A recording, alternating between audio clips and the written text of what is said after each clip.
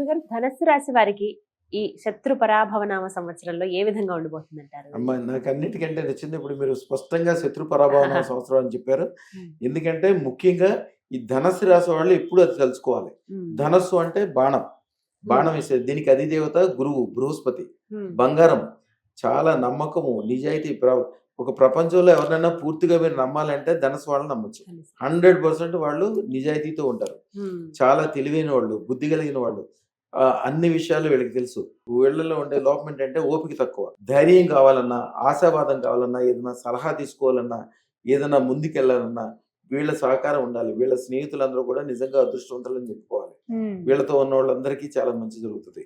వీళ్ళు కూడా అద్భుతమైన లాభాలు పొందాలంటే షార్ట్ టర్మ్ చూడకూడదు, విశ్వం మొత్తాన్ని చూడాలి.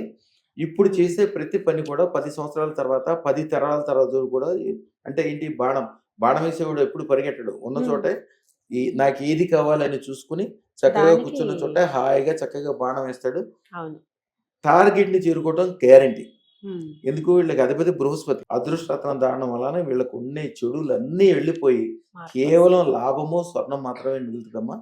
వీళ్ళకి ఆరోగ్య విషయంలో చాలా జాగ్రత్తగా ఉండాలి. ముఖ్యంగా షుగర్ జబ్బు రాకుండా చూసుకోవాలి. షుగర్కి వీళ్ళకి తొందరగా అటాక్ అయ్యే అవకాశం ఉంటుంది.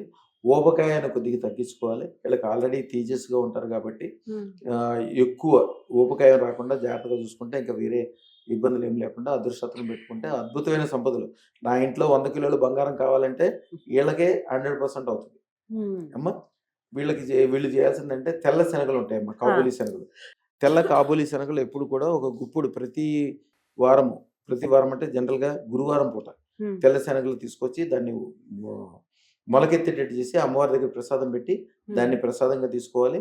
అలాగే దీపంలో 3 రూపాయి బిళ్ళలు వేసి పసుపు దాంట్లో కలిపి కింద కూడా పసుపు వేసి పసుపు మీద దీపం పెట్టి దాంట్లో 3 రూపాయి బిళ్ళలు వేసి శ్రీం హ్రీం శ్రీం స్వర్ణ ఐశ్వర్యం తక్షణం దేహి ప్రేచ స్వాహ 108 సార్లు మంత్రం చదువుకోవాలి. ఆ తర్వాత ఆ రూపాయి బిళ్ళల్ని డబ్బులు బంగారాలు పెట్టే చోట పెట్టాలి. జీవితంలో అద్భుతమైన లాభాలు సంపాదించడానికి అదృష్టత్వానికి అద్భుతమైన లాభాలు కలిగిస్తుంది. శుభం బియాత్, శుభం బియాత్, శుభం బియాత్. చక్కగా తెలియజేశారండి. ధన్యవాదాలు.